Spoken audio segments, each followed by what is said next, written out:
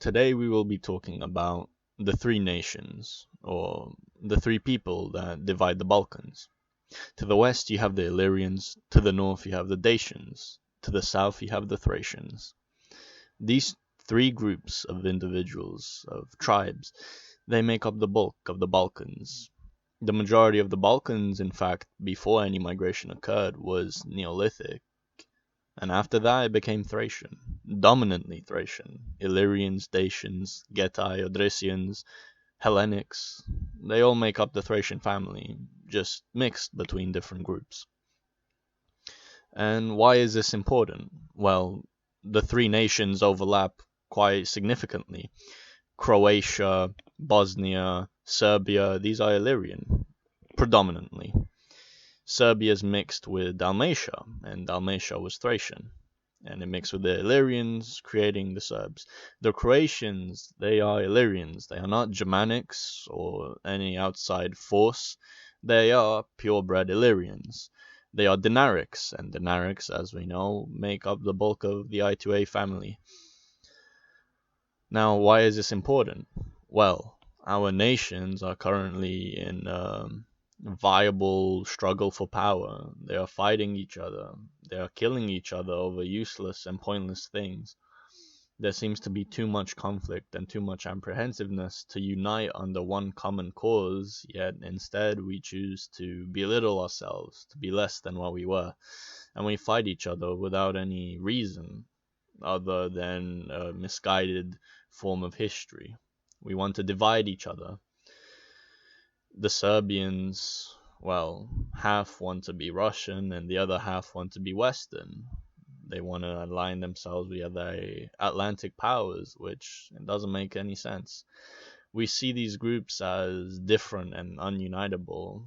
The Odrysians being amazing foot soldiers, Illyrians being sea raiders, and of course the Dacians being competent and very deadly aeronautics. However, it seems that we take these as something that is not a whole.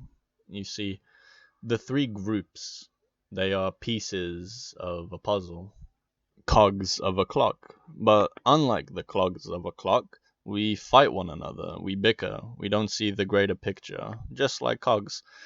You see, cogs don't fight each other over which one's superior, which one's inferior, which one's better, which one's worse. They simply coexist, and only together can they create something that's more. A cog by itself will never be a clock, but a clock will never be without its cogs. It cannot function without them. They are both dependent on one another.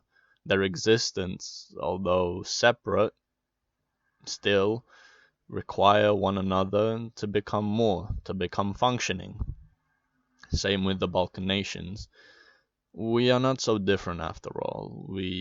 Well, evidently through the fighting and the ignorance that we all share, it seems that we are more alike than we think, and we see these as separate differences, that we come from here and come from there, that our language is different. It's not. The majority of our people are the same. They overlap in territory. They are practically united under one common banner, but we see them as separated factions. See the Balkan nations as more tribes rather than nations, because in the end that's what the Balkans is. It's still tribal. It hasn't changed for the past 9,000 years. These nations, their tribes, they make a greater being, a greater nation, a greater potential. But if we do not see its potential, if we do not see the unity that we can create, if we see each other as enemies instead of brothers, then we will always be enemies, and we will always repeat our history regardless. We'll always commit atrocities against one another, and we'll always fight for powers that have no interest in us, no interest in our good, no interest in our people, only to see us as slaves. And we will continue to be slaves and fight for the slavers against other slaves, not seeing that if we had all united under one, we could overthrow them, topple them even, and their empires would fade into dust whilst we could finally be free, but we don't. And that's one of the tragedies that is found within the Balkans. within this sphere of influence that divides us. We seem to have always fought for freedom. That's something all of our people prize. The Serbs, the Croatians, the Romanians, the Bulgarians, the Greeks. Each one of us, we fight for freedom. Why? Because we think we deserve it. But it's not the fact that we deserve it. It's in our nature to be free. It's in our nature to be liberated. Because without liberty or freedom, then what truly are we? Not much. And even though these hard millennia of subjugation and war, it still has shaped us to what we are today. We seem to deny our nature. We aren't necessarily fighters, we're peaceful people. This doesn't mean we're docile or weak or passive. No, we have the capabilities to wage great war. However, we always choose peace over war because that's in our wisdom, in our nature, at least. And we see that these politicians of ours, they always promise and they always lie to us regardless. And we always think that changing the government will somehow change the nation. It doesn't. Alcoholism will always be prevalent regardless of what nation we are. Abuse will always be prevalent regardless what nation we are or what government we are. These are cultural aspects that they are unchanging because we refuse to change them. And because we refuse to change them, these small details, these small things, they limit our potential. Our inability to think critically is not something that the government allows us. It's something that derives from us. It's a need to be more, to think more, to become more, to act more. But we don't see this. Instead, we rather enjoy our comfortable lives, our comfort, which is something you cannot mock. Everyone wants a comfortable life. No one seeks danger willingly. Unless, of course, they're stupid. But this isn't the case. Comfort is something that, whilst it does give us peace, it also traps us in complacency. We must be comfortable, yes. We must be at peace, yes. But we must also learn that we must practice and test ourselves daily to be stronger, not necessarily being in wars or fighting all the time, but to grow, whether spiritually, physically, mentally, regardless of how it is. We need to be wiser, more understanding, more compassionate of one another. We need to change our culture. Instead of seeing each other as enemies, instead of fighting over things such as territories, we should see these lands as nothing more than the expression of our people to be free. And that's something that we all have in common. All three nations want to be free, no longer burdened or subjugated or enslaved or shackled to the chains of oppressors, of foreigners that have no interest in us, no will, no goodwill towards us. And until we realize that, we will never change. And hopefully, by me speaking and by you listening, more and more people will start thinking about it and start changing. Small changes, of course, but it's important. For example, our textiles economy, it's basically dead. We import incredible amounts of resources from other nations. Our forests are being cut down and sold to the Austrians. There's nothing we can do about it, unfortunately. But what if we saw nature as something more to preserve, not something to abuse or to exploit, something holy or divine? If we do not treat nature as such, as something so incredibly important within our lives, then we will lose it, and then we will wonder why we no longer feel happy or at peace or understanding, and why we're always fought with a constant barrage of fear. It seems that we don't protect what is precious to us, our freedoms, our nature, our culture, our heritage. We fight over each other, but we never understand one another. We never look into history. Majority of the Balkan history is in fact false. It's fabricated. The Slavs, they do not exist. They simply are a people created by the Byzantine that don't exist. They were a big bad enemy, but they're nowhere to be found. we find that our DNA overlaps significantly, our culture overlaps significantly, our heritage overlaps significantly, yet none of us see this. We always rely on either far Western or Far Eastern scholars and sources to validate our existence and our history. All of our archaeologists are basically non existent. We are so underfunded and underimportant in our own nations to find our own history. Oftentimes, it's sole traders and partnerships that take part in these, that are often third parties, not even sponsored by the government, nor supported by them. It seems our history is being buried. Not being buried, it's being choked, suffocated, repressed, imprisoned, all of those above. They are actively trying to hide what is rightfully ours, what we must rightfully know and rightfully seek.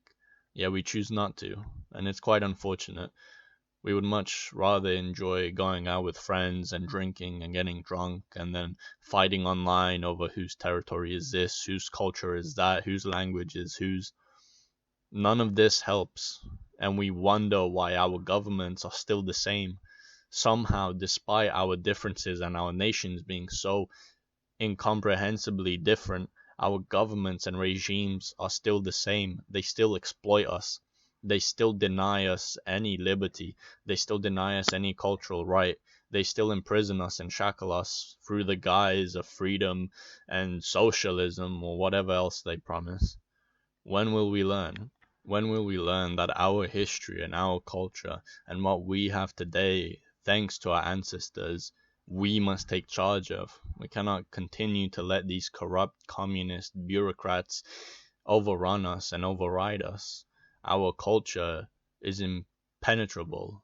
It's immeasurable, yet we don't see the potential within it. We'd rather accept these Western doctrines and Western clothes and Western culture instead of having our own. When was the last time you saw anyone apart from the peasants wear our dresses of heritage? They used to be common occurrence. They used to be widely used. Yet now we don't use them. In fact, we're even ashamed to use them in public. How much does that speak for our culture when we're afraid and ashamed to show what we made over millennia to other people? We're afraid to. And what's even sadder is that we sometimes mock those who do, as if we are some farmer, some peasant, some unintelligible monkey. There is indeed nothing sadder than people who outright refuse to sport their own people's identity. They actively deny where they come from and who they are. They would much rather be businessmen, entrepreneurs, millionaires, billionaires even. They'd rather have fancy cars, they'd rather have fancy apartments or mansions or live in Hollywood. Yet they wouldn't appreciate the beauty or nature or what we have in the Balkans here. We take it for granted, and unfortunately it's something that we can never truly change. No matter how many times we change the government or the politicians or the people, it won't matter. It's the culture that's rotten. It's the culture that's failing us. It's the culture that makes us, and it's unfortunately the same culture that binds us, because our culture has rotted. It's no longer what it used to be. We no longer pride ourselves. Well, not pride, but we no longer understand ourselves. We no longer know who we are. We've lost our identity. Over millennia, we have been fed these false ideas and these false prospects of who we are, and because of that, we have lost ourselves to time. And hopefully, we can regain who we were. We can find out our culture, for our history does not trace back 2,000 years ago. It doesn't trace back 3,000 years ago. It goes as far as 9,000. If you want more, it could go further. Perhaps 12,000, 20,000, who knows? Because no one investigates, no one researches, and no one bothers. No one cares. And that's the saddest thing. No one cares, and they wonder why nothing's changing. Well, that's why. Because you don't care. You don't care to change. You don't care to evolve. How could we expect things to get better if we do not put the effort willingly from our part, from our party, from ourselves to make a change? If we don't make a change, it won't occur. If we don't put it into action, there will be no action. There'll be nothing for us when we come home. We see in the diaspora many of us leave. Many Romanians, many Serbians, many Croatians, many Bulgarians, many Slovenians, they all leave their countries. And yet, online, we speak so highly of our countries. We're so proud of our heritage, but in reality, we're not. We're stuck to an identity that is not ours because that's the only thing we believe that makes us. That, oh, I'm Romanian, oh, I'm Serbian or Bulgarian or Croatian. It doesn't matter. What matters is that our people, those who truly unite, will be separate to those who don't. Those who squabble are the same people that hold us back. They're the same people that keep us chained. They are the same. Those who unite are separate to that, regardless of what nation we are. Stop thinking that our identity is to a name, because it's not. It's to our people. It's always been to our people. And it's something that I learned over our ancestors.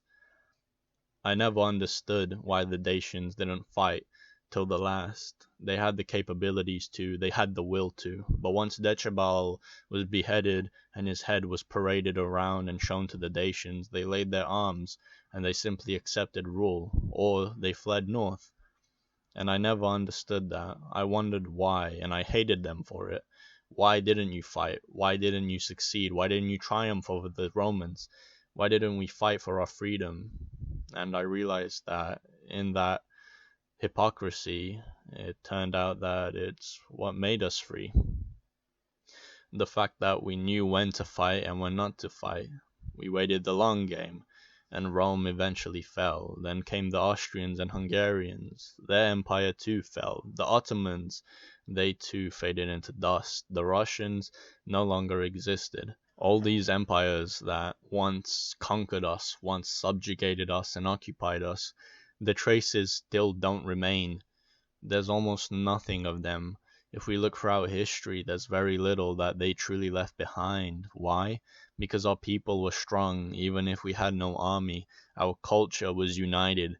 It was impenetrable. It couldn't be conquered. Our spirit could never be conquered, even if our lands were conquered, even if our temples were conquered, even if the ruins of those temples were conquered. We would still fight for every single piece of land that we could. We would still fight for our people. And then I realized that the reason we didn't fight for Dacia was because it wasn't for Dacia. Dacia doesn't exist without Dacians. If there's no Dacians, there's no Dacia. If there's no people, there's no nation. And yes, the names have always changed for Romanians, whether Wallachians, whether Moldovans, Transylvanians, Vlachs, Dacians, Cucuten, it doesn't matter. Their names have changed throughout millennia, yet the people still remain. They still endure, and they're still forgotten. And that's something that I hope one day is solved. But until then, all we can do is make small changes and find our own history and our own past, and maybe even unite under it and see the common threat to us, no longer fighting over useless things such as territories, such as names, but instead fighting over what matters, fighting for our people.